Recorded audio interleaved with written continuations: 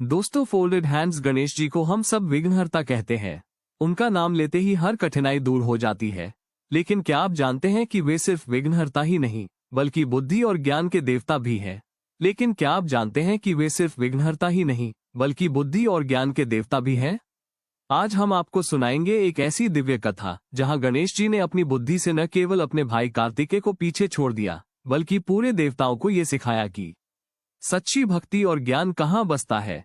एक बार कैलाश पर्वत पर सभी देवता एकत्र हुए। वहां एक चर्चा चली, देवताओं में सबसे महान और पूजनीय कौन है। शिव जी और पार्वती जी मुस्कुराए। उनके सामने उनके दोनों पुत्र बैठे थे, कार्तिकेय और गणेश। दोनों ही शक्तिशाली और प्रिय थे। तभी नारद मुनि बोले, नारद जी, देवों, इस प्रश्न का उत्तर पाने का एक उपाय है। एक प्रतियोगिता करवाई जाए। जो भी पहले पूरे ब्रह्मांड की परिक्रमा करके लौट आएगा वही होगा सबसे महान। सभी ने ये प्रस्ताव स्वीकार किया। प्रतियोगिता शुरू होते ही कार्तिकेय अपने भव्य मोर मयूर वाहन पर सवार हो गए। उन्होंने हाथ जोड़कर माता पिता से आशीर्वाद लिया और कहा, मैं अवश्य इस प्रतियोगिता को जीतकर दिखाऊंगा। उनका मोर आकाश में उड़ चला। पहाड़, नदियां, सागर, वन, मरुस्थल, संपूर्ण धरती, फिर चंद्रमा, सूर्यलोक और अन्य लोकों की ओर उन्होंने यात्रा शुरू की। उनकी गति तेज थी और उनका मन उत्साह से भरा हुआ। वहीं दूसरी ओर गणेश जी शांत भाव से बैठे रहे।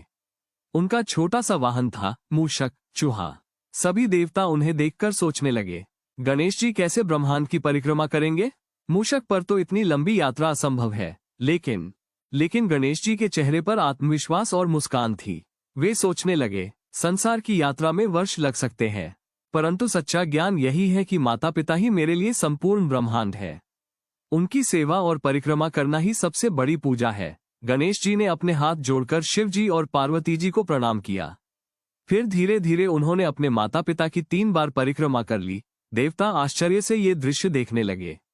कोई कह रहा था, ये तो धोखा है। देवता आश्चर्य से ये दृश्य देखने लगे। कोई कह रहा था, ये तो धोखा है, तो कोई कह रहा था, ये तो खेल है। लेकिन गणेश जी ने शांत स्वर में कहा, मेरे लिए माता पिता ही सारा संसार है। जो उनके चरणों में समर्पित है उसने संपूर्ण ब्रह्मांड को ही पा लिया।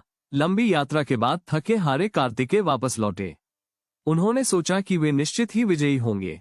लेकिन जब उन्होंने देखा कि गणेश जी पहले से ही पूजा और जय जयकार पा रहे हैं तो वे क्रोधित हो उठे। कार्तिकेय, यह अन्याय है। मैंने पूरी दुनिया की परिक्रमा की। कार्तिकेय, यह अन्याय है। मैंने पूरी दुनिया की परिक्रमा की जबकि गणेश तो यहाँ बैठे रहे। फिर ये कैसे विजयी हुए। गणेश जी ने नम्रता से कहा, भैया, आपने संसार की परिक्रमा की लेकिन मैंने अपने माता पिता की परिक्रमा की, क्योंकि उनके बिना संसार का कोई अस्तित्व ही नहीं। वे ही मेरे लिए सृष्टि है, वे ही ब्रह्मांड है। कार्तिकेय ये सुनकर चुप हो गए।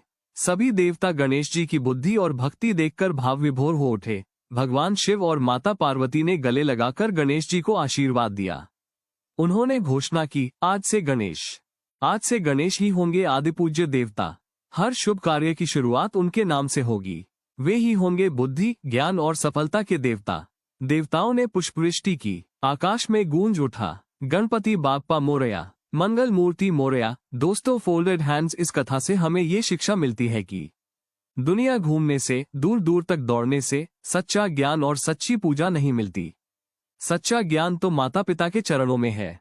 उनकी सेवा ही सबसे बड़ा धर्म है और यही हमें गणपति बाप्पा सिखाते हैं। 1 गणपति बाप्पा मोरया। 1